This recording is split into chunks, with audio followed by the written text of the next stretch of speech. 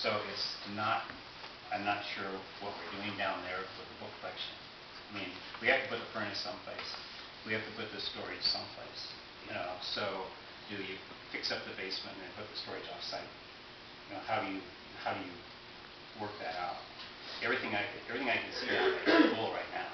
There's no room to put anything more. I mean, the coal bin could be reworked, but it's got some chairs stuck in there, which we can look at, all that kind of stuff too. But spending money on a basement is, I don't know anybody who thinks that's a good idea.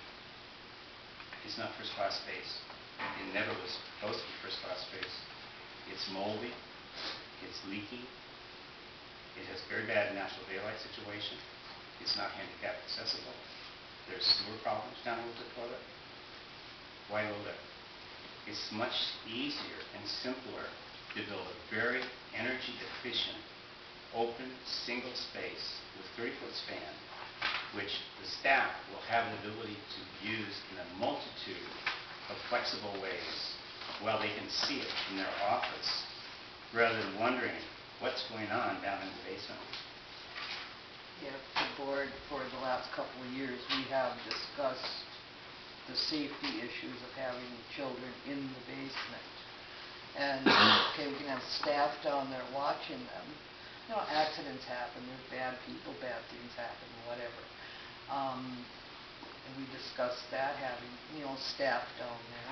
You have a camera down there now? Is that what I saw on the ceiling? No, we discussed putting cameras Don't let in. anybody know. However, if we put cameras in, then we have to have monitors, and we have to have someone to watch the monitors, because they're not doing us any good if there's no one watching them. So the board's feeling is that the most sensible and the safest thing for the children is to have them up on the same floor where they are visible. Okay. If it was a bigger library, Bob, and you had more options, the basement might make some sense, but it's so small right now, and it's got two big bearing walls going right this way, so you end up with three different elements, and then one of the third element where the children's library is now, there's a big column there.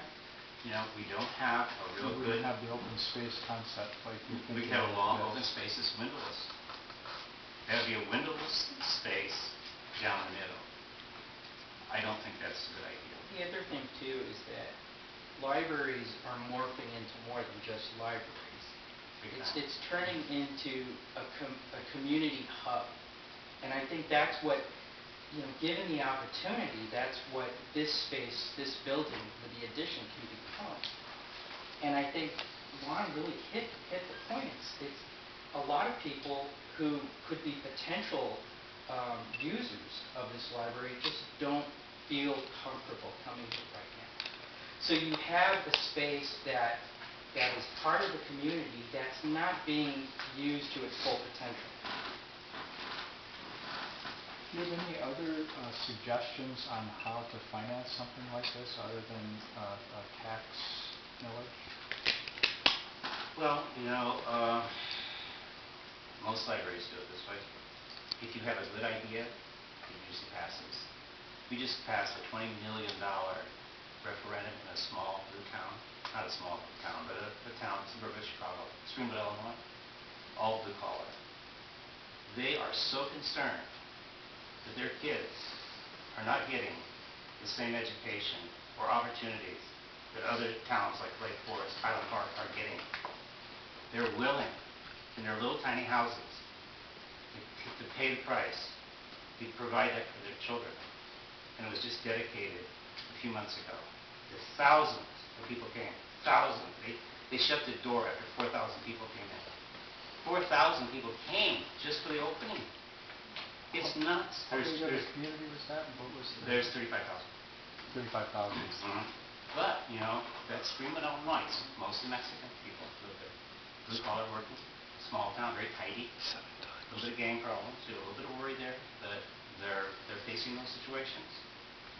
And that's where we actually have the most luck in America getting referendums passed.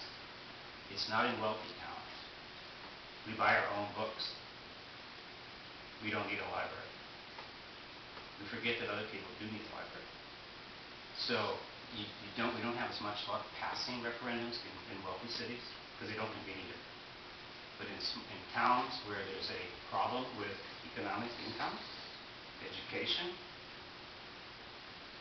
that is where you better be spending your money, or somebody's looking the wrong direction, because those kids are not all able to work at Walmart, you know, and you need to get a hold of those kids, because they're going nowhere. And I think that's one of the great things I found out, especially speaking about Wisconsin, down south of you, they're very concerned about the workforce, educating the workforce for the future of those other factories. We're working in Detroit, Michigan. Now, people think Detroit, Michigan is a hellhole. Why would you ever even go there? They are spending unbelievable money, very wisely, on those kids in Detroit. We just finished a 3,000 square foot teen center in the downtown lobby of Detroit. 3 o'clock that opens. There are over 300 kids in there every day. Now, there are 300 kids. That may sound like a little dinky number of kids, but there are 300 kids saved. They invested in it. And Detroit's not a rich town. They're now continuing to do that same thing by redoing their branches.